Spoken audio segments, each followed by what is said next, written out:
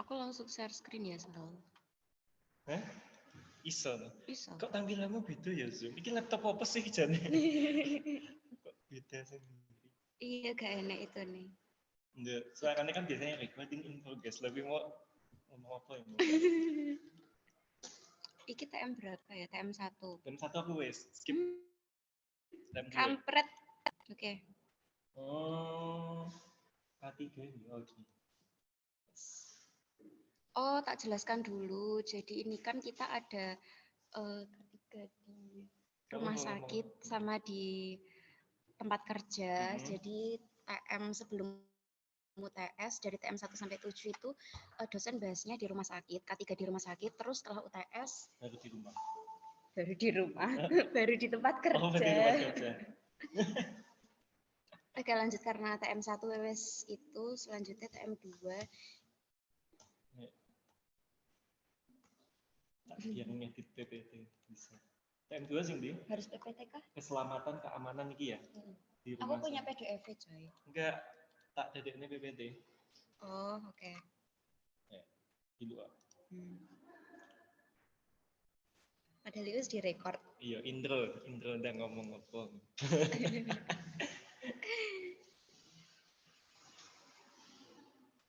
Saya tahu, iki intine matkulnya TM-nya berapa sih? Tetap sama kan? Kok aku PPT ku banyak ya? Kena 19. Aku berapa ya? Iki enak PPT sing kalian nggak ada, tapi SAP ada. Oh, pantas. Mau Coba. rename nggak itu? Mau bedain? Tak bedain lagi. Ini intronya kayak gini. Enggak apa-apa. Intronya bagus. Saya mau kirim deh, aku gak sih itu sama masnya sama ketiga itu. Iya, coba. Iku enak manajemen risiko, surveillance apa? Kayak penilaian di tempat kerja itu apa aja sih resikonya, tapi dilakukan secara berkala. Sebulan sekali, 3 bulan sekali, kayak ngono. Oh, baik. Iki ya gini oke lo banget ya. Enggak, laptopmu aja. Iki lo suwi download. Oh. Ya sudah, mulai aja.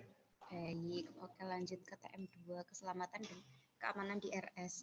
Iki suaraku lek kecil aku gede. Enggak.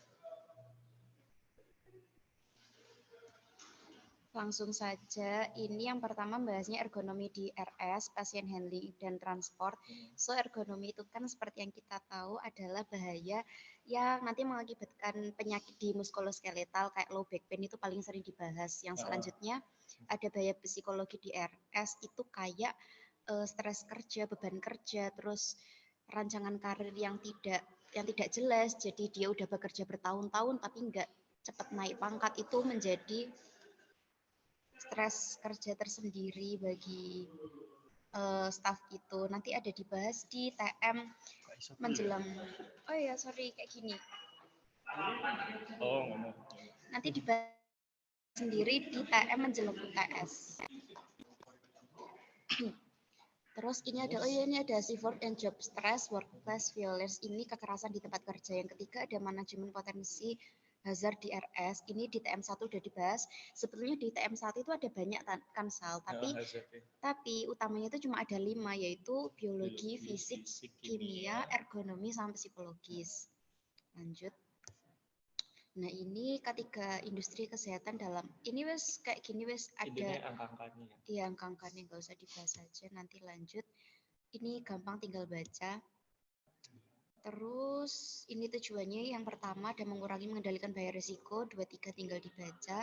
Selanjutnya program manajemen risiko fasilitas dan lingkungan di RS itu yang pertama keselamatan dan keamanan. Terus yang kedua itu kita juga bahas gimana sih bahan bahaya dan beracun atau B3 itu diolah di rumah sakit, sama nanti limbahnya itu juga gimana pengolahannya nanti ada sepertinya di TM selanjutnya, tapi aku agak lupa. Yang ketiga ada manajemen penanggulangan bencana. Jadi nanti kalau ada kebakaran, kalau ada apa, itu gimana sih di RS nanti.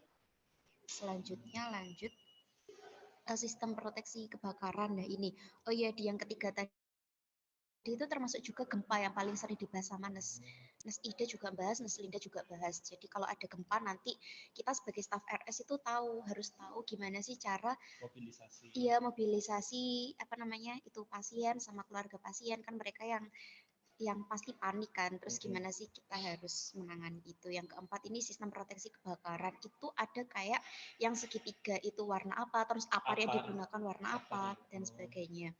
Terus pengendalian resikonya nanti pakai apa? Ada yang apar, terus ada fire detector yang di atas, yang kalau ada api atau kalau ada asap itu nanti langsung nyembur air kayak gitu.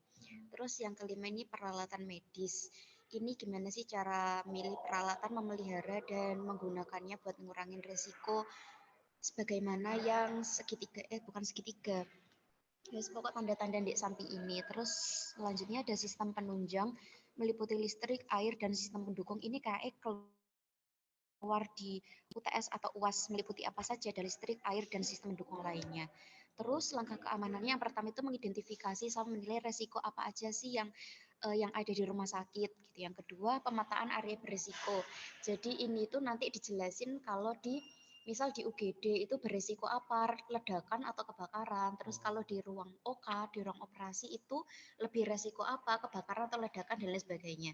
Terus kan di rumah sakit ada dapur gitu ya, itu lebih berisiko ke ledakan sepertinya, nanti ada kok PPT-nya.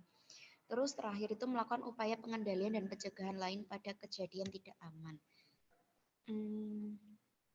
Ini poin pengelolaan dan kerja. Asesmen resiko berarti mengkaji resiko secara komprehensif dan proaktif. Kayak gampang tinggal baca. Selanjutnya pengelolaan keselamatan dan keamanan fasilitas.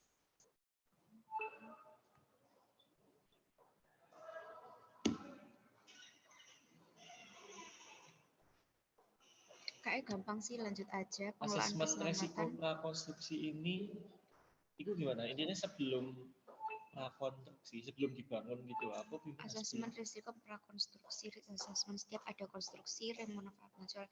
Iya, pembangunan. sebelum ketika ada pembangunan atau ketika ada misal kita punya alat prakonstruksi, asesmen PCR, oh iya, ketika dibangun terus ketika ada alat baru berarti kita harus kayak mengkaji ulang resikonya.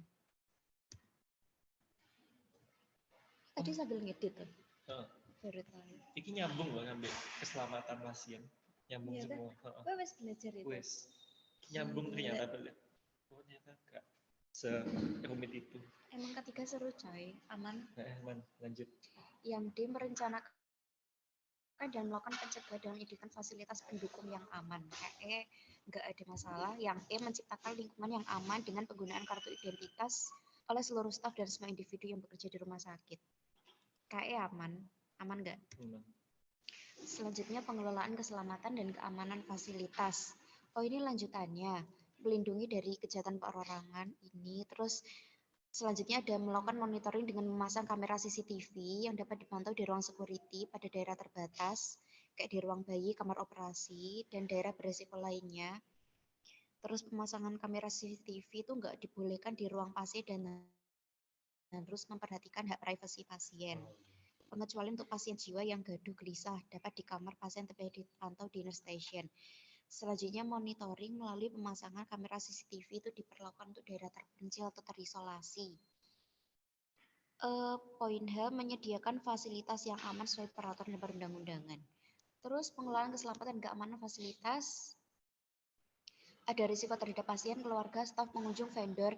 Ini sebagaimana orang-orang yang ada di RS. Jadi sistem K3 itu berguna buat ngelindungin siapa aja sih yang ada di RS. Nggak cuma pasien sama staf, tapi juga keluarga yang nunggu pasien, penunggu pasien. Iya, selanjutnya vendor, terus pekerja kontrak, dan unit di luar. Pokoknya yang ada di RS tersebut. Sebagai tambahan kedekatan, ini apa ya? Kedekatan membangun area pelayanan pasien. Oh jadi ketika membangun mungkin nggak boleh dekat-dekat kayak ini sama gizi samping itu gak sih? Terus risiko dievaluasi dengan melakukan asesmen risiko prakonstruksi. Iya, makanya bangunnya itu ketika liburan. Iya nggak sih? Iya juga. Kemarin kan juga bangun itu maksudnya ketika jumlah mahasiswa nggak terlalu banyak ke kampus kan, waktu ujian. Terus harus selesai pas Desember juga. Oh gitu. Enggak tahu pas Desember harus selesai. Oh kan plakatnya gue kok ojo gue. Iya kan? Enak danane piro. Please Lanjut. iki sinau tapi dhewe random kok. KWN tiba-tiba bahas itu. Terus asesmen risiko prakonstruksi itu meliputi apa aja sih? Yang pertama kualitas udara, terus pengendalian infeksi, utilitas, kebisingan. Ini nanti dibahas kok di slide selanjutnya kalau nggak salah. Lanjut aja. Standar teknisi. Oh ini sering keluar di ujian. Kemarin aku sering keluar di ujian. Mana ini? Ini ya. Ini keluar pol. Keluar pol. Makanya aku mengajak sinau dirimu soal dirimu saya tas entek iki lho, aku ndiku sak lali. Keluar sinau, keluar UTS. Iya. UTS kayak bobotnya paling gede kan mesti ya? Iya. Ini ruang periksa 3x3 sama ruang lift. Aku ingetnya itu, tapi mending dihafal semua. Ruang periksa 3x3 sama ruang lift. Mana Lift ruang? di slide selanjutnya. Mana ya? Di lift. Saya tahu tunggu. Nanti dulu. Oke. Ini kan tinggal baca sama dihafal. Perbandingan. Selanjutnya. Ini gimana ya? Ukuran tiap ruangan itu standarnya ini gitu ya? Betul. Oh gitu. Berarti kurang dari ini berarti nggak memenuhi standar. Betul. Lift-nya dihitung coy. Terus ada lift barang, lift pasien. Oh iya, dibedakan kan ya? Iya. Terus ini rasio tempat tidur dengan kamar mandi. 10 tempat tidur. Itu harus ada 1 kamar biu. Satu rasio tempat tidur sama kamar mandi. Setiap 10. Bebas serangga dan tikus yoyo lah. Kadar debu maksimal. Ini pengukurannya gimana? Ada dijelaskan nggak kayak gini? Nggak dijelaskan, cuma disebutkan aja. Cuma minimal maksimalnya standarnya segitu. Gitu. Iya, pencahayaan 100 sampai 200 lux. Ini nanti di K3 Nesmiko kayak aku sempat baca. Pencahayaan, terus kadar bising. Ini kebisingan kurang dari 45 dBA. Soalnya kalau manusia normal itu 80 dBA. Manusia normal 80. Nanti ada di PPT. 80 dBA. Oh, makanya sakit lebih sensitif ya. Jadi makanya lebih dikurangi. Oh, no. Kayaknya. Kayak mana nggak sih? Nah, ini kode kedaruratan RS ini harus dihafal, sumpah. Harus. Ini sebenarnya kode warna ini menyesuaikan dengan kebijakan masing-masing kan. Tapi Moslino ya kayak gini, code blue kan selalu cardiac arrest, kayak gagal jantung gitu kan. Code black ini serangan bom. Bom. Iya, bom. Bom iki maksudnya bom arti bom. Iya, bom itu. Bom tenan itu. Iya benar. Aku nonton di Anatomy Grey, itu Grey's Anatomy deh, Kualek.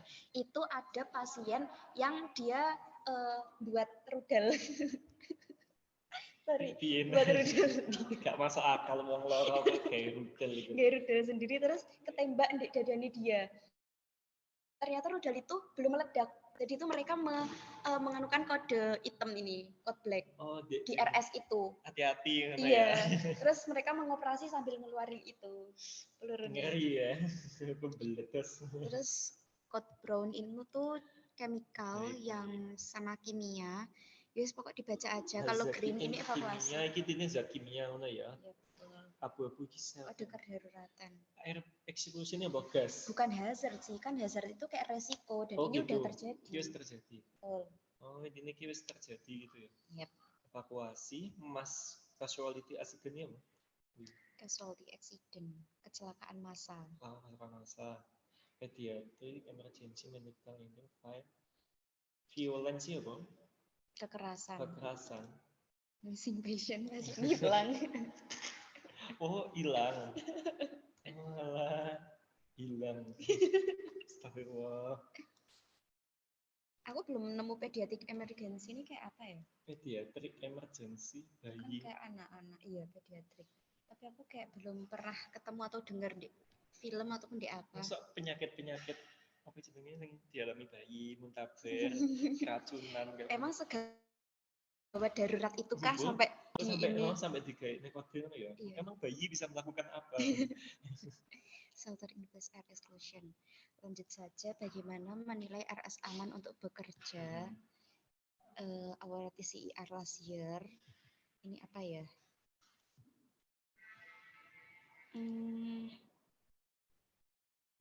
Aku lupa sih ini bahas apa.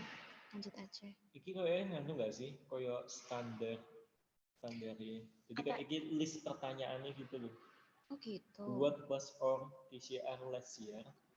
Kayak ini anu deh. Skor yang bawah ada merah, kuning, hijau itu kayak data-data yang udah dikumpulkan. Jadi kan kita menilai kayak tadi surveillance. Oh, iki kan oh iya, soalnya RT juga ya. RT itu dikali UP 20.000. 200.000 nggak tahu itu angka dari mana. Kan kita ada surveillance itu kayak kita menilai kecelakaan apa sih yang udah terjadi di tempat kerja ini, terus gini-gininya itu dinilai dan itu dilakukan secara berkala. Mungkin ini. Oh iya masuk akal. Ini secara berkala. Mungkin. Yang pertama ergonomi di RS. Sejujurnya ergonomi itu nggak cuma tentang postur sih, tapi ini interaksi manusia dengan elemen lain dari sistem menerapkan teori prinsip untuk mengoptimalkan kinerja manusia dan sistem secara keseluruhan. Terus ini feed the man to the job to the man. Ini maksudnya kayak misal kita pas mau wawancara sih, kita mau daftar kerja itu kan pasti kita melakukan wawancara, kayak wawancara organisasi atau kepanitiaan. Jadi feed the man to the job itu apakah orang ini cocok, kompeten di pekerjaan ini. Jadi kan pasti ditanyakan apakah kamu mampu untuk melakukan ini hingga larut malam, terus dan lain sebagainya kayak gitu. Feed the job to the man. Pokok ada kaitannya dengan ini. Selanjutnya ruang lingkup ergonomi. Nah ini yang tak maksud, nggak cuman tentang manusia itu yang melakukan pekerjaannya dengan salah postur, tapi yang pertama itu bagaimana seorang pekerja melakukan pekerjaannya, dan ini terkait, yang pertama itu terkait dengan apakah postur yang digunakan itu sesuai, terus dan lain sebagainya. Yang kedua bagaimana, ini mungkin yang postur sesuai, posisi dan gerak tubuh yang dilakukan ketika bekerja, posisi itu apakah posturnya sesuai. Jadi ketika kita mengangkat pasien itu kan posturnya nggak boleh bertumpu pada punggung, itu kan nggak boleh, harus bertumpu pada kaki. Soalnya nanti kalau punggung lama-kelamaan kita bisa kena low back pain, jadi itu nanti ruginya ketika kita sendiri bisa menimbulkan bahaya ergonomi. Selanjutnya dan gerak ini maksudnya apakah kegiatan dilakukan adalah berulang dan lain sebagainya. Kalau kegiatan yang dilakukan secara berulang kan juga menimbulkan bahaya ergonomi. Selanjutnya alat-alat digunakan saat bekerja ini maksudnya misal pada pekerja laundry kan dia harus setrika, dan apakah meja setrika itu sejajar dengan tinggi badannya. Kan ada yang orangnya tinggi tapi mejanya rendah, kan itu juga masuk hazard ergonomi. Selanjutnya apa efek dampak dari faktor terhadap kesehatan dan kenyamanan pekerjaan, ini kayak gampang bisa dipahami.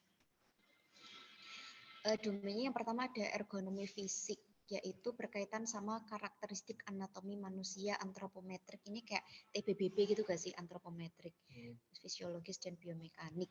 Meliputi ini postur tubuh saat kerja, mengangkat benda, melakukan gerakan berulang, gangguan skeletal, tata letak tempat kerja ini yang tak omongin tadi, kayak mejanya apakah sesuai dengan fisiologis, ya kayak tadi, keselamatan dan kesehatan. Terus ergonomi kognitif berkaitan sama proses mental seperti persepsi, memori, penalaran, dan respon motoriknya. Ini seperti beban kerja mental, pengambilan keputusan, kayak gini. Tapi ini jarang muncul sih, nanti bakal lebih muncul tentang fisiknya aja. Tapi kayak ergonomi itu kayak ya udah ini kayak yang berkaitan dengan muskuloskeletal gitu. Selanjutnya ergonomi organisasi ini juga jarang muncul, tapi tetaplah dipelajari meskipun nggak muncul. Meliputi komunikasi, manajemen sumber daya, desain kartu kerja, kerja tim. Ini kok menurutku kognitif sama organisasi lebih kayak hazard psikologis ya. Oh iya benar, lebih ke apa ini ya, hubungan antara sesama nggak sih, sama apa staff ya? sama staff iya, lain, staff terus staff sama kebijakan di RS itu apakah nggak fisik, nggak mungkin, nggak nyambung juga. Iya. Konsep keseimbangan ergonomi. Jika tuntutan tugas melebihi kemampuan kerja, maka menimbulkan overstress. Saya apa jelaskan ini Iya. Jadi kayak dia cerita kalau dia kerja gini. Iya, terus di tengah-tengah slide itu ada temanku, kok malah cerita sih? Ada temanku sing ganggu teman lain, jadi kayak foto-foto sendiri pakai lip tint. Aku ngarep dewe kan, jadi aku gak ngerti itu siapa. Terus Mbak yang baju biru tolong disebutkan yang saya ucapkan tadi. Terus selama 10 menit kita bahas itu terus. Wongnya nesu. Emang ngomongnya lek ngajar gak ngeri jawab. Duh. Lanjut. Makanya Jika aku chat gak dibales kayak. Ngeselinda. Falsafah apa deh? Tak busek ya kan namanya. Aku chat ini konsul makalah aku jurnal. Tapi tentang falsafahku bagus sih wes. Lanjut. Ngerti aku kira itu Prof Titin tok mah. Oh, aku Lupa. ya. Jika tuntutan tugas melebihi kemampuan kerja. So ini kemarin pas di Promkes kan aku bahas K3 di apa itu namanya? Iya, di pekerja laundry. Aku ini tak masukkan ke psikologis. Kalau tuntutan tugas tinggi melebihi kemampuan kerja itu menimbulkan overstress. Jadi nggak cuma yang tinggi toh, tapi jika tuntutan kerja lebih rendah dari kemampuan kita, itu kita juga bakal merasa under stress, bosan, lesu, nggak produktif, dan ini juga termasuk hazard. Menurutku lebih masuk ke psikologis daripada ergonomi. Selanjutnya harapannya itu tuntutan tugas itu seimbang antara kemampuan kerja sama performanya. Lanjut aja. Bahaya ergonomi yang pertama, pekerjaan dilakukan secara manual. Lokasinya di area pasien dan tempat penyimpanan barang. Jadi ini mungkin maksudnya itu mengangkat pasien, terus memandikan pasien, sama mengangkat barang kayak gitu. Lebih bahaya potensial pekerjaan dilakukan secara manual itu lokasinya di situ dan pekerjaan yang paling berisiko ya kayak tadi yang tak sebutkan. Selanjutnya itu postur yang salah dalam melakukan pekerjaan. Lokasi bisa di semua area, jadi nggak cuma mengangkat pasien, tapi juga posisi kita ketika nginfus pasien, nyuntik pasien kan itu kita pasti nggak bakal mencari kursi terus kita minta lengannya terus kita dinyuntik gitu kan, kita malah nunduk gitu. Dan bila dilakukan bila dilakukan secara terus menerus, ya sih kalau dalam satu hari kita cuma nyuntik satu pasien, gimana kalau 10 itu dalam satu hari, gimana kalau dalam 1 minggu. Kalau nunduk terus kan malah menimbulkan itu penyakit muskuloskeletal. Selanjutnya pekerjaan yang berulang ini di semua area kayak terus gampang lah kayak gitu, pekerjaan berulang kayak fisioterapis ini terus kayak gitu-gitu tuh kan pekerjaannya. Terus itu bisa menimbulkan hazard ergonomi seperti low back pain dan lain sebagainya. Sebenarnya nggak cuma low back pain sih, cuman yang paling dibahas itu, jadi tak ingat itu masalah lingkungan kerja. Bahas pas COVID, nakes pas COVID. Iya, kan? betul. Kan dia kerja ekstra terus jarang istirahat. Betul, itu psikologis. Terus Narsinda itu bilang sebenarnya insentif perawat itu malah lebih kecil loh adik-adik. Saya juga gak tahu kenapa. Nyapa jadinya? Insentifnya perawat pas COVID. Oh, pas COVID malah lebih kecil? Iya. Loh. Padahal perawat itu yang paling dekat sama pasien. 24 jam ngapa-ngapain. Oh iya benar sih. Iya. Ceritain itu. Wah yang bahas gue ya. Sampai iling loh. Lanjut. Lagu ngarep dewe ya. Ya juga aku jujur kepancing dulu. Terus kayaknya angkat tangan menjawab. Mbak sampai bingung gak ya? Astagfirullah. Masalah lingkungan kerja akibat ergonomi. Nah ini, masalah lingkungan kerja akibat ergonomi tidak tepat, ada kelelahan fisik, ya yang tadi, psikologis dan emosional fatigue, ini kelelahan emosional. Ini kayak yang tadi, bila melebihi beban kerja, sama kurang dari kemampuan kerja.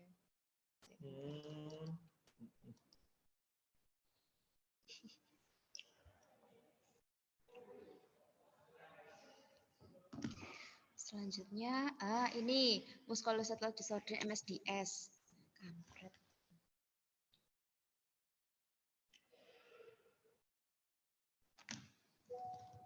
Gangguan muskuloskeletal terkait kerja MSD. Aduh. Perhatian utamanya adalah cedera punggung dan bahu. Cedera punggung itu kelasnya itu jelasin ini kalau perawat itu kayak mengangkat pasien sama ketika kita menunduk pas menyuntik pasien. Dan bahu ini ketika stafnya itu mengangkat beban berat itu pasti bebannya kan bertumpunya di bahu. Terus profesi perawat ini untuk nyeri punggung. Nah ini penyebab utama MSD itu tugas penanganan pasien seperti mengangkat metase dari posisi ini keluar di ujian. Aku ingat. Ini di punggung, di bahu. Stage of MSDS. Oh, ini keluar juga Sal. Tahap awal itu nyerinya bisa hilang terus setelah istirahat sebentar dari kerjaan. Jadi kalau tahap awal itu nyerinya bisa hilang setelah kita istirahat sebentar. Kalau intermediate ini apa ya? Lanjutan atau apa ya intermediate? Body part aches and feel weak. Fase tengah. Ya pokoknya itu. Lanjutan ngomong. Lanjutan. Bagian tubuh kita itu sakit dan terasa lemah segera setelah kita memulai bekerja dan jadi ketika kita baru mulai sampai akhir bekerja, badan kita itu langsung sakit sama langsung lemah. Kalau udah advance, ini paling tahap lanjutan banget, kan ada 3 tahap. Yang pertama early, intermediate, sama advance. Nah ini bagian tubuh kita itu sakit dan lemah, meskipun pas kita istirahat, pas kita tidur, itu tetap aja lemah meskipun kita nggak bekerja, jadi bedanya di situ. Sleep may be effect, ini berarti tidurnya itu bisa terganggu kayak gangguan tidur dan sebagainya, like tasks are difficult all day off, gak tahu ini apa. Terus MSD yang paling sering terjadi, yang paling common ini tenosifotis, ini keluar pol di ujian. Keluar pol ini sangat banyak banget. Iya, sangat banyak. Pokok aku tak iling-iling semua. Terus ada sindrom carpal tunnel, CTS, sindrom Turner, tenosinovitis. Pokok aku menghafalkan teno ini kan tendon, berarti sakitnya itu di tendon dan selubungnya. Biasanya di pergelangan tangan akibat gerakan pergelangan tangannya dari sisi ke sisi. Trigger finger disebabkan oleh jari. Gampang sih, finger itu kan jari, teno itu tendon. Tendinitis itu persimpangan otot tendon menjadi meradang karena abduksi yang berulang. Abduksi itu gimana ya? Dari anggota tubuh. Kalau bedanya itu tenositis itu lebih terjadi di pergelangan tangan. Tapi kalau ini karena abduksi, aku amannya gitu ngapalinnya. Tennis elbow, reaksi di daerah siku. Terus tennis elbow itu keywordnya di daerah siku. CTS, carpal tunnel syndrome, ini disebabkan kompresi saraf medianis di terowongan carpal. Apa ini? Oh, ini keywordnya itu ditandai dengan terowongan carpal. Iya, ini. Iya sih. Terowongan carpal. Keywordnya aku ini, kesemutan, nyeri, atau mati serasa di ibu jari dan 3 jari pertama. Oh, kalau ada soal yang jawabannya CTS, itu mesti keluar ini. Kesemutan, nyeri, mati rasa di ibu jari dan 3 jari pertama. Terus sindrom Raynaud ini pembuluh darah di tangan menyempit dari suhu dingin. Kayak itu. Aku salah pas ini soalnya waktu itu belum ada reps. Pas UTS sih. Ya Allah. Casmu bodoh gak? Enggak. Bodohnya. Kak timbal laptop. Lanjutkan. Itu kan di laptop ini. Casku ini. Iya. Kak iso terus lanjutkan deh. Kok bodohnya aku gak mau cas nih. Ya Allah. Lanjutkan. Berapa persen Sal? Dalam berapa menit nek keterangan ini? 1 jam 20 menit. Risiko terkait tugas force ini apa ya? Risiko terkait tugas itu apa aja sih yang menyebabkan hazard ergonomi ini? Yang pertama ada force, itu usaha fisik untuk melakukan tugas, usaha fisiknya. Yang kedua ada repetition, ini pengulangan, apakah dia melakukan gerakan itu secara berulang-ulang. Terus awkward position ini jadi yang meningkatkan tekanan pada tubuh, jadi posisi ini salah kayak gitu. Kayak nyuntik pasien tapi dia nggak ngambil kursi, jadi dia nunduk, itu awkward position masuknya. Mengapa mengangkat pasien berisiko berbahaya? Nggak bahaya sih, kan kita emang tugas gitu, tapi jika posisinya nggak tepat itu baru yang bahaya. Lanjut aja. Risiko terkait pasien. Gini mungkin nurse-nya itu bilang mau jelasin kalau resiko terkait tugas ini resikonya ke kita. Terus yang kedua ini resiko terkait pasien, jadi resiko kepada pasien. Apa gini ya? Pasien tidak bisa diangkat seperti benda. Cara pengangkatan yang aman tidak selalu berlaku karena pasien tidak dapat dipegang dekat dengan tubuh, tidak memiliki pegangan, dan memprediksi ketika menangani pasien berukuran besar. Gak boleh gitu. Astagfirullah. Resiko terkait lingkungan. Kita bisa tergelincir, tersandung, terjatuh. Permukaan keris yang tidak rata, keterbatasan ruang. Ruangannya kecil tapi peralatannya banyak. Terus resiko lain, tidak ada bantuan yang tersedia, jadi cuma kita sendiri, staff yang punya PJ untuk itu. PJ banget. Peralatannya tidak memadai. Kurangnya pengetahuan atau pelatihan. Nah, peralatan yang tidak memadai ini, nurse-nya itu bilang kalau nanti itu ada alat untuk mobilisasi pasien, kayak pasien dari apa ya, dari tempat tidur ke kursi roda, kayak ada alatnya gitu loh. Peralatan tidak memadai kalau di canggih ya. Iya betul. Terus kurangnya pengetahuan atau pelatihan. Ini nanti penting buat, soalnya kita ada tugas mengidentifikasi risiko hazard, terus apa aja sih yang bisa kita lakukan untuk meminimalisir itu. Jadi aku itu bilang terkait dengan administrasi of control itu kita harus mengadakan pelatihan kepada staf dan lain sebagainya. Terus kita juga ngasih peralatan yang memadai dan lain sebagainya gitu. Terus prinsip mekanis tubuh saat transfer pasien, pertahankan alas yang lebar dan stabil dengan kaki, sejajarkan tempat tidur. Oh, ini paham. Jadi tempat tidur itu harus diturunkan dulu, disejajarkan pada ketinggian kita. Pokok ketika pas kita nyamannya untuk mengangkat pasien atau memindahkan pasien itu kayak apa, disejajarkan dulu. Terus pertahankan posisi tubuh saat bekerja, tetap menghadap ke depan dan menghindari memutar tulang belakang. Oh gitu. Sedekat mungkin. Pertahankan pasien sedekat mungkin dengan tubuh untuk meminimalkan jangkauan. Oke. Pasien handling teknis, ini apa tadi? Saat transfer pasien, saat memindahkan pasien. Kalau ini handling teknik, ini apa? Handling, menangani. Oh, ini metode transfer manual dilakukan oleh satu atau lebih perawat. Ini keluar soal di ujian. Pasien handling teknik itu ada 3. Yang pertama, metode transfer manual dilakukan oleh satu atau lebih perawat menggunakan kekuatan otot mereka sendiri, kekuatan fisik mereka sendiri. Terus yang kedua itu metode transfer menggunakan bantuan penanganan pasien yang kecil, kayak isi mover, sabu, alas kaki. Oh, aku tahu kalau ini bantuan khusus, tapi ya kayak gitu. Terus yang ketiga itu metode transfer menggunakan bantuan penanganan pasien yang besar kayak ini dengan alat angkat elektromekanik yang tak jelaskan tadi. Nah, ini postur yang salah saat melakukan pekerjaan. Coba ini yang pertama, ini apa? Kenapa dia? Terlalu menunduk. Ya, harusnya. Harusnya apa itu sejajar sama pasien. Iya.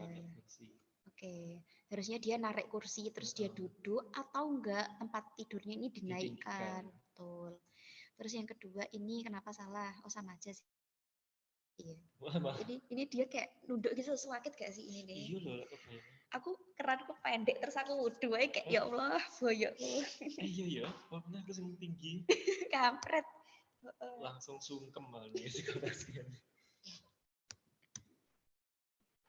Terus ada hazard psikologi di RS. Hazard psikologi, padahal tadi kita bahasnya ergonomi, ada psikologi gak sih? Enggak ada. Ergonomi maksudku harusnya masuk ke psikologi sih untuk itu tadi. Iya. Tapi emang ergonomi terlalu luas gitu ya? Iya, terlalu luas. Kayak semuanya diambil. Betul. Ya psikososial. Tapi ketika di PPT ergonomi contohnya adalah mengangkat pasien, pokok lebih ke posisi itu. Sama muskuloskeletal tadi. Betul. Benar. Selanjutnya ada hazard psikologi di RS. Ini bahaya potensial, sering kontak dengan pasien, kerja bergilir, kerja berlebih. Ini nurse-nya itu jelasin yang COVID tadi. Perawat itu gini, terus insentifnya lebih kecil dan sebagainya. Terus lokasi bisa di semua area, tapi tadi sudah dijelaskan kalau yang lebih sering terpajan adalah perawat. Terus iya. Aku pas di RSK UNO dokternya cuma masuk 5 menit. Iya, terus perawatnya kan sih mulai akeh kan. Dokternya mek duduk ini ya. Terus mulai. Itu kalau telat pisan mogel lah kalau ngomongnya sama itu. Bener ya Allah.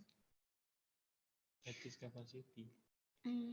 86% have experience of witness violence in the workplace. Apa ini? Oh, ini reluctant to report violence from a patient. Ini apa ya? Aku lupa. Ya wes pokok ditranslate terus angka-angka tok. Oh, ini nurse fatigue itu kelelahan yang dialami oleh perawat. 54% itu melaporkan bahwa kelelahan itu terjadi karena kerja berlebih. Terus 96 dari 100, hampir semua melaporkan kelelahan pada awal masa kerja mereka. Terus separuhnya, half of nurses itu berkata bahwa mereka spend insufficient amount of time with patient. Oh, ngomong kalau mereka itu menghabiskan spend time mostly waktunya mereka itu dihabiskan karena menangani pasien.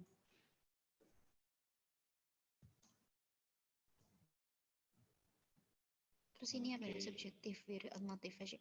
Oh, ini mungkin dampaknya enggak sih? Itu dari sisi psikologis, itu reduce physical capacity. Oh, kok psikologis sih? Fisiologis. Masya Allah, Diva. Mengurangi kapasitas fisik. Terus yang kedua, objektifnya itu mengurangi produktivitas. Terus yang ketiga dari subjektif itu very unmotivated feeling. Berarti perasaan yang tidak termotivasi. Oh, gitu. Bahaya psikososial. Ada hubungan dengan atasan sama kerja shift. Ini dijelaskan juga kalau kerja shift malam itu lebih sebenarnya beban kerjanya lebih banyak daripada yang shift pagi gitu. Terusnya bilang gitu. Terus ada juga tugas sharing jurnal. Ketika kita disuruh cari yang shift malam, terus beban kerjanya apa, terus persepsi yang shift pagi terhadap shift malam kayak apa gitu. Terus ini ada beban kerja. Oh, jadi bahaya. Hazard psikologis itu meliputi ini, hubungan atasan dengan staf, kerja shift, beban kerja, hubungan antar pekerja, psikologis lingkungan kerja. Lanjut aja. Faktor yang perlu diperhatikan waktu dan lama shift kerja. Emang shift pagi sama malam itu sama gak sih? Jamnya sama, tapi ya bener katamu kok beban kerjanya lebih banyak kayak ganti-ganti terus memantau. Kan mereka nggak tidur kalau shift malam. Iya. Itu juga beban. Iya benar sih. Jadi jam tidurnya kacau juga nggak sih tenaga kesehatannya? Jam tidurnya kacau. Kemarin pas sharing jurnal aku bilang gini, kalau shift pagi itu nganggap shift malam itu lebih mudah karena pasien sebagian besar tidur. Jadi yang shift malam itu cuman wis diem terus standby kalau pasien butuh apa, kalau apa. Tapi kalau shift pagi itu kan mostly rumah sakit pas lagi itu dia lagi on, kayak lagi sibuk-sibuknya. Jadi mereka itu mikir shift malam enak, tapi padahal nggak kayak gitu. Ada beban tersendiri juga. Terus jadwal hari libur. Apa ini maksudnya? Ya kan tenaga kesehatan jarang dapat liburan. Mereka tetap masuk kayak setiap hari nggak sih? Iya juga ya. Kalau minggu libur kayak mereka? Nggak ada. Liburan mereka mungkin juga gantian gitu loh. Misal dirimu liburnya Senin, minggu ngarep liburmu Selasa, minggu ngarep ganti opong. Wah, gantian. aku baru tahu Cil. Kan petugas rumah sakit harus tetap ada. Iya, kayak mana piye senang. Tuntutan pekerjaan, karakteristik pribadi ini maksudnya gimana ya? Yang perlu diperhatikan karakteristik pribadi. Pribadi apa ya? Apa mungkin ketika ada orang Muslim kerja tapi rumah sakitnya kayak baptis, jadi nggak ada kayak dia butuh isoma, tapi rumah sakitnya nggak ada kebijakan tentang itu. Oh gitu, itu karakteristik masuk. Pribadi. Aku gitu, mikirnya gitu. Lingkungan kerja, shift work and sleep deprivation, kerja shift dan kurang tidur, menghabiskan tugas, keselamatan pribadi. Oh, ini maksudnya kerja shift dan kurang tidur itu nggak hanya mempengaruhi penyelesaian tugas kita, jadi nggak hanya mempengaruhi tugas kita selesai apa enggak, waktunya deadline-nya itu selesai apa enggak, tapi juga keselamatan pribadi. Kalau kita kurang tidur, kalau kita shift-nya nggak sesuai sama kemampuan kita nanti ngantuk pas bekerja, kita nyuntik pasien, terus tertusuk ke diri sendiri, kan itu juga hazard. Itu maksudnya keselamatan pribadi. Performa menurun selama periode rapid eye movement REM. Tidur REM ini dengan sebenarnya periode mimpi. Terjadi pada dini hari. REM itu ya kerdas ini. Iya. Ada sekali. Sampai periode ini suhu tubuh benar-benar rendah. Oh, aku ingat ini. Mesti kehadian. Kerja shift dan kurang tidur dapat berkontribusi pada masalah kesehatan, peningkatan resiko masalah kesehatan. Tingkat stres dan masalah keluarga yang tinggi. Lanjut. How to prevent, gimana sih cara mencegahnya? Yang pertama, ini. Membatasi shift perawat untuk bekerja tidak lebih dari 12 jam dalam 24 jam dan tidak lebih dari 40 jam per minggu. Ini kayak keluar, aku ingat. Terus regular audit to ensure that safe schedule policies are followed. Oh, ini jadi kita itu harus memastikan, kudu make sure bahwa schedule-nya, jadwalnya, sama kebijakan yang telah ditetapkan itu diikuti sama staff-staffnya itu. Terus kita juga harus make sure bahwa perawat itu bisa ngambil schedule meal and rest break.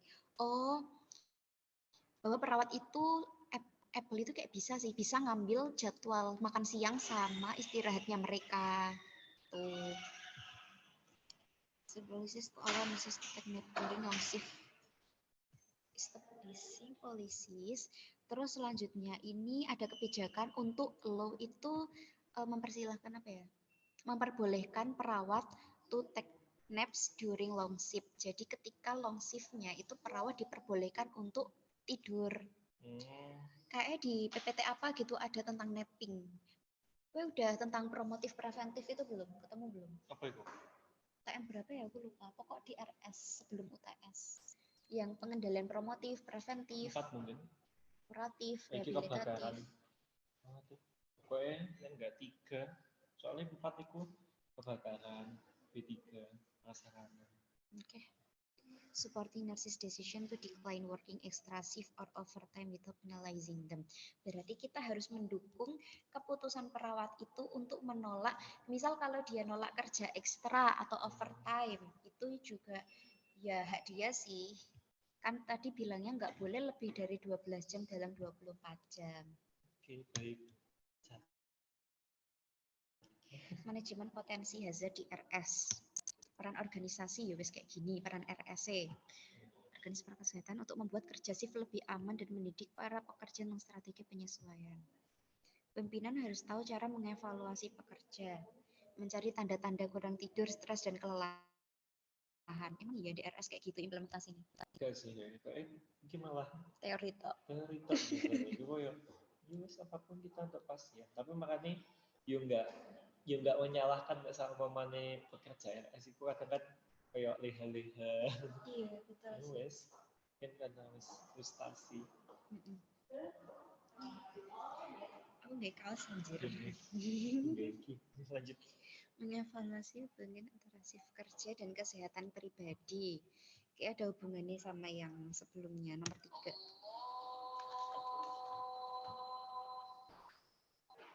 Yes. Rasan mencegah violence itu kekerasan from coworker dari rekan selama kerja. Oh, gimana sih cara mencegah kekerasan dari rekan sama kerja? Yang pertama itu mengidentifikasi lingkungan kerja yang nggak sehat, kayak toleransi ketidaksopanan dan intimidasi, tingkat stres, frustasi, kurangnya kepercayaan di antara anggota staf dan staf dalam manajemen. Gampang sih. Zero tolerance kekerasan di tempat kerja. Ini kayak kita pernah keluar gak sih zero tolerance? Iku bullying. Iya, terus. Tapi di sekolah. Promkes kah? Promkes itu zero tolerance. Terus ada di tempat kerja di tempat ada. Sampai universitas iku zero tolerance iki. Aku lali apa aja tapi. Kesadaran akan kekerasan. Iya. Meningkatkan kesadaran kekerasan di tempat kerja dengan memberikan informasi kepada staf. Bukannya staf kan sudah S1, SCAP. Kenapa harus dikasih kesadaran kekerasan? Kadang kan yang kayak menangnya dewi loh kan, pokoknya sih merasa psikososial kan budaya kan yang masuk nggak sih kayak misal dia dari daerah sing kemana mau upload uang nih iku guyon tapi lah ning kene iki apa sih kayak penyesuaian itu kayak menyapa teman itu upload ya Allah. Makanya kayak kudu ditekankan. Bisa aja. Kira lo kayak Staf di RS itu sudah kayak perawat itu sudah S1 escape dan lain sebagainya. Kadang dia nek tuwek lah jawani ngono. Buan terusan. Komunikasi terbuka, tidak memihak dan saling menghormati. Terjadi pimpinan berat harus menangani situasi dengan mengayomi korban. Susah. Mengayomi korban, menghadapi pelaku dan menginformasikan tidak akan ditoleransi. Lha wong wingi kan lagi baru di tangani Menteri Kesehatan sing senioritas dokter sama dokter muda. Dokter senior sama dokter muda. Di mana itu? Oh enggak tahu. Di TikTok. TikTok. Kementerian Kesehatan sampai angkat tangan buat kejadian kayak ono itu saya kayak apa jenenge? Edaran di WA. Jadi seniornya ngawai peraturan harus be on HP 24 jam kecuali apa tidak boleh berbicara dengan kakak tingkat di atasnya. Gak boleh ngomong kakak minimal tingkat. Semester 1 atau apa kok ngomong ngene barang terus apa jenenge. Jadi enak senioritas banget menurutku parah sih. Itu di RS atau di mana? Kok Aslinya di RS. Enak semester ngono lho. Koas kan enak ngono kuwi tuh. Iya, Koas. Wi. Koas itu intern enggak sih? Iya, intern. Saya. Strategi kerja shift. Research indicate.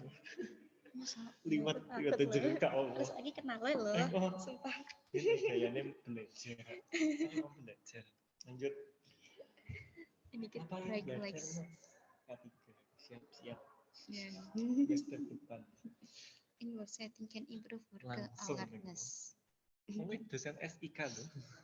Hah? Dosen SIK atau sistem Iya, informasi. SIK. Langsung Sinal SIK. Gak gue. Soalnya aku kayak nggak ambil itu. Oh iya, Safirullah aku lupa. Ya moga-moga di ACC. Amin. Tapi kayak mesti nurse yang itu bagus kok. Apa yang nurse? Nurse siapa sih? Yulian kok Yulian. Nurse Kaprodi ya Dewi kalau aku mau nih. Bu Asti. Bu Asti. Siapa ya? Kaprodi. Bu Kaprodi. Melani. Kok Melani? Kaprodi. Nurse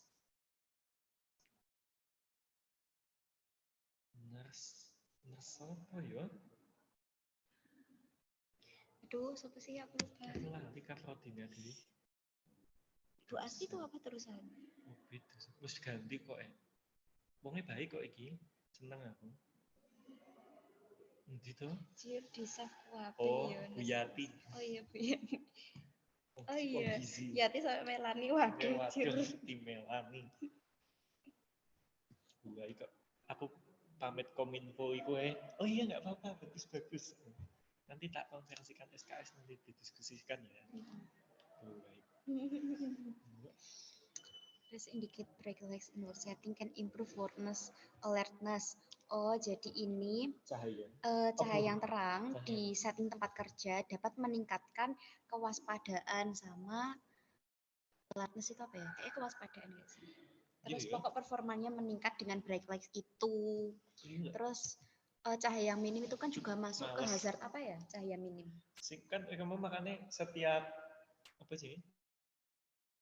RS ada standar tadi iya. Cahayaku ya. Cahaya terus makanya bising. Iya bising juga. Saya tahu cahaya sama bising itu masuk hazard fisik gak sih? Fisik tadi kan? Tidak mungkin liannya apa? Oh ini strategi kerja shiftnya nggak dibedakan berdasarkan hazard. Terus some studies indicate the overnaps of nomor dan 30 sampai 40 menit. Ini yang tadi tidur siang tidak lebih nomor dan sekitar 35 sampai nggak harus tidur siang sih, tapi nap itu selalu identik sama tidur siang. Ya lah nanti aku sak jam loh maksudnya. Malah. Aku dari adzan ke adzan. Adzan dulu adzan asar. Ya Allah. Pokok power nap itu nggak selalu tentang tidur siang, tapi di PPT lain itu juga ada nyebutin tentang napping. Tidak lebih dari sekitar 35 sampai 40 menit in length.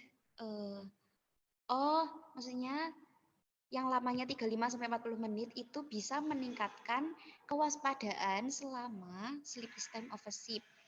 Oh, jadi ketika si pekerja itu shift malam kan sleep is times itu biasanya dia tidur, tapi dia dikasih waktu untuk tidur selama 35 sampai 40 menit itu bisa meningkatkan kewaspadaannya dia meskipun dia kerja malam. Oh iya. Oh bener sih. Alhamdulillah. Tidur siang atau malam? Gak harus. Nggak harus, pokok tidur aja. Tapi napping itu ya emang waktunya sebentar sih. Tidur istirahat ya. Yeah. Taking a short nap before a late night shift can help a person stay alert and awake. Personnel working long or extensive must consider ways to better cope. Apa ini gak tahu. Jam kerja perawat 40 jam per minggu. IOM no more than in a 7 days. Ini masa 60 tadi? Enggak deh. 60 hertz. IOM. Oh itu standar lainnya itu. Oh iya.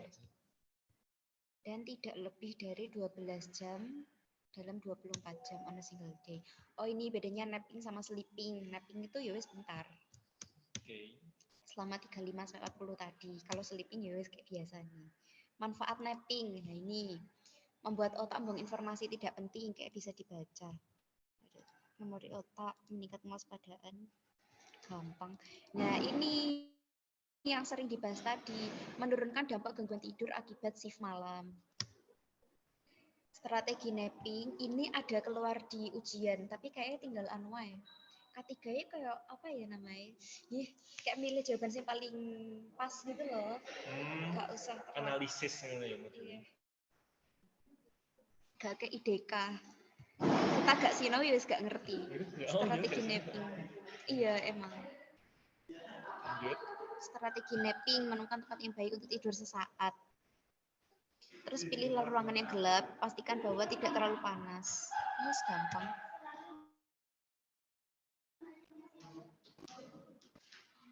Kajian isu kebijakan napping atau manajemen istirahat ini perlu penguatan atau advokasi. Oh ini, karena itu merupakan hak, tapi itu di beberapa RS itu belum ada kebijakan tentang ini. Jadi ketika perawat itu tidur bentar, bahkan cuma 35-40 itu kayak dikira males-malesan gitu. Padahal kan harusnya ada kebijakan buat melindungi hak-haknya perawat, ngerti gak sih pokok gitu. Terus perlu penetapan waktu yang diizinkan oleh napping 10 sampai 30 menit. Kok luwe pendek? 10? Iya. Sampai 30 menit. Tadi 35-40 iya Tiki. Napping dapat dilakukan pada jam istirahat, bukan jam istirahat. Ya wis istirahat. Terus napping itu hak sendiri gitu ya. Makanya nggak ada apa sih ini loh. Nggak ada kebijakan saya ngaturnya gitu loh.